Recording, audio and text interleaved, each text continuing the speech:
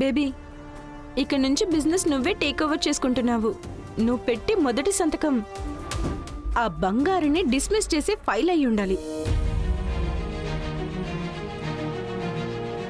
దాన్ని నేను అస్సలు టోలరేట్ చేయలేకపోతున్నాను. దాన్ని చూస్తేనే నాకు ఇరిటేటింగ్ గా ఉంటుంది. ఏయ్ పాపమే బంగారి, తన మీద ఎందుకు నువ్వు అంత పగ పెంచుకున్నావు? రే, అది పాపమా?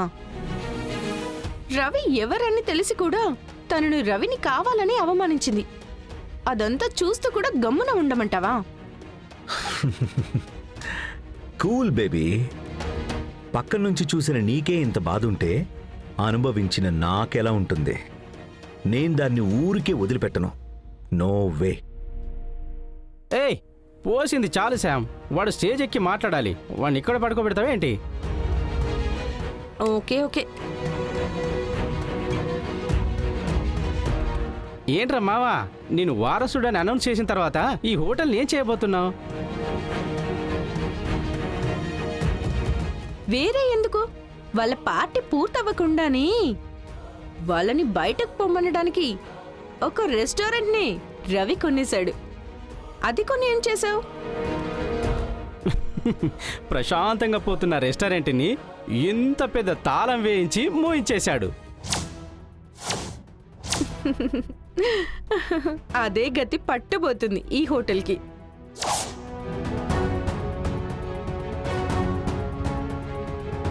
నన్ను ఇన్సల్ట్ చేస్తే నాకు నచ్చదు.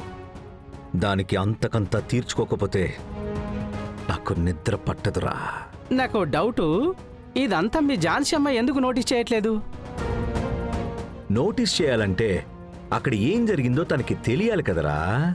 నా జానుకు అదంతా ఏం తెలీదు. ఆ రెస్టారెంట్ని రవి ఆ జాను అమ్మకి ప్రెజెంట్ చేయడానికి కొన్నాడు అని కథ చెప్పాడు కదా.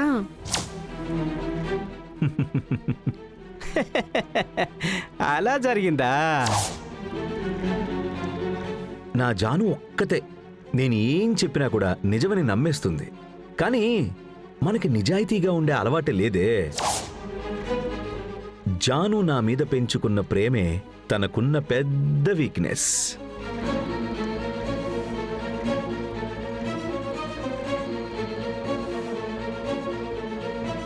వీడి మీద నేను ప్రాణాలు పెట్టుకుని బ్రతుకుతుంటే వీడు నన్ను ఇంత మోసం చేస్తాడా?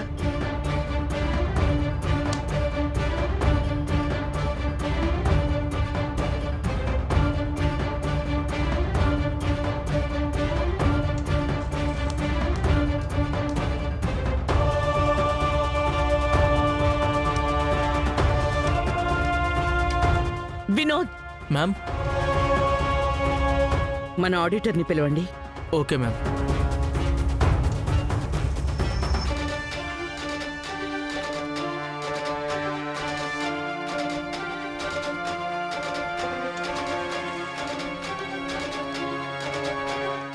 చెప్పండి మేడం. ఫంక్షన్కి సంబంధించిన అరేంజ్మెంట్స్ అన్నీ కరెక్ట్గా జరుగుతున్నాయా? జరుగుతున్నాయి మేడం. బంగారి అంతా కరెక్ట్గానే చూసుకుంటోంది. ఓకే. రవి, లండన్లో కొన్న రెస్టారెంట్ ఎలా నడుస్తోంది?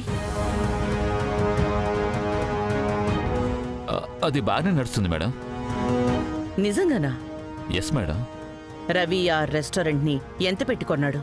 అది ప్రాఫిటబుల్ బిజినెసా కాదా అని నాకు ఇంకో 10 నిమిషాల్లో ఇన్ఫర్మేషన్ మొత్తం తెలిసి తీరాలి. ఇంత హఠాత్తుగా అడుగుతున్నారు దేనికి మేడం? ఎందుకో అని నీకు చెప్పాల్సిన అవసరం లేదు. నాకేం కావాలో అది ఇవ్వటమే కదా మీ పని.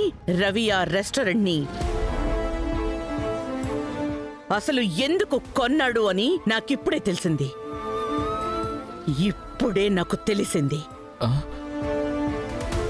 కానీ మీకు ఆ విషయం ఎప్పుడో తెలుసు. కానీ ఆ విషయాన్ని మీరు నా దగ్గర దాచుంచారు. ఇన్ని రోజులు నా వాళ్ళు అని నమ్మినందుకు నన్ను మోసం చేసి నిలబెట్టారు. సారీ మేడం, ఈ విషయం మీకు తెలియకూడదని మీనా మేడము గణేష్ సారు చెప్పారు. వాళ్ళు చెప్తే మీరు వింటారా?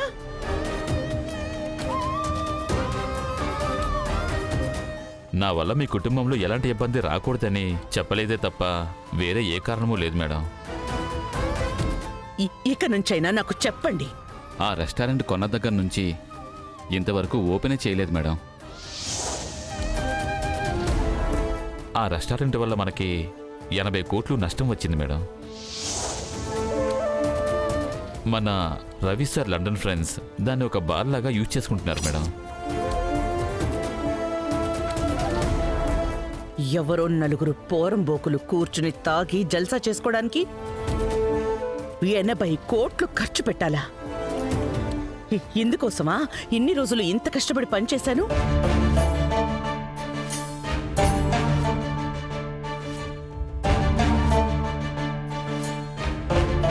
సరే, మీరు వెళ్ళండి.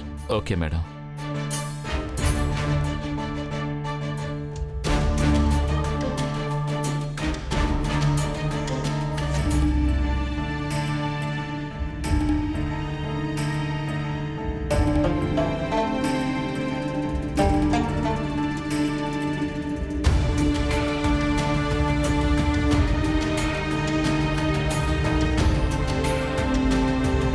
అందరికీ నమస్కారం. మీ అందరికీ ఝాన్సీ గ్రూప్స్ తరపున స్వాగతం పలుకుతున్నాం. ఎందుకు అంత హడావుడిగా ఈ మీటింగ్ అని మీ అందరిలో బోలెడు క్వశ్చన్స్ ఉంటాయి. ఈ రోజు మాకు చాలా ఇంపార్టెంట్. మీ అందరితో ఆ విషయం షేర్ చేసుకోవడానికే మీ అందరినీ ప్రత్యేకంగా ఇక్కడికి పిలిపించాము.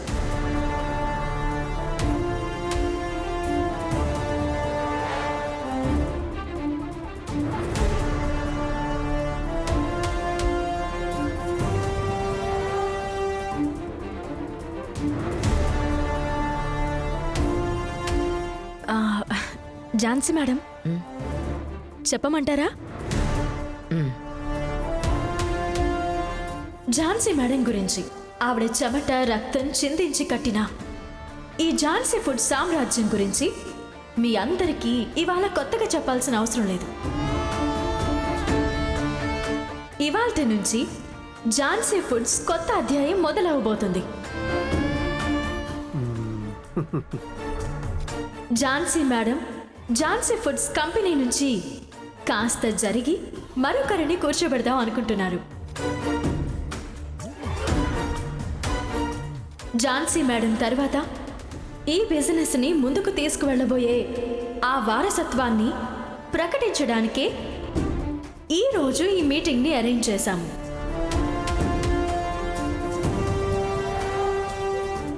దానికి ముందు ఝాన్సీ మేడం ప్రకటించబోయే వారసుల గురించి ఒక చిన్న ఏవి ఉంది, దాన్ని ఇప్పుడు చూసేద్దాం.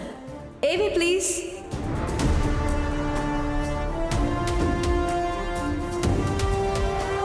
ఆ వీడియో ప్లే అవని, అప్పుడుంది బంగారానికి. ఏయ్, రవి గురించే కదా వస్తుంది. Wait and see. ఎవరి అమ్మాయి? ఎక్కడి నుంచి వచ్చింది?